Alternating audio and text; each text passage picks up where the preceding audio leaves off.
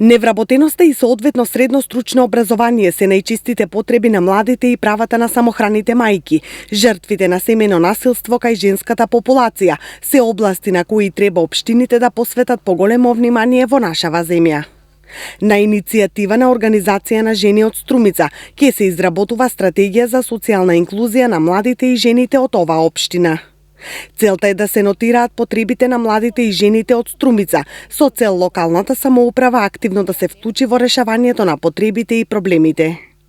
Низ 18 општини различни специфики дадоа во однос на конкретните проблеми, меѓутоа оно што е заедничко за сите, можам да кажам, во однос на младите како проблеми се издвоија невработеноста,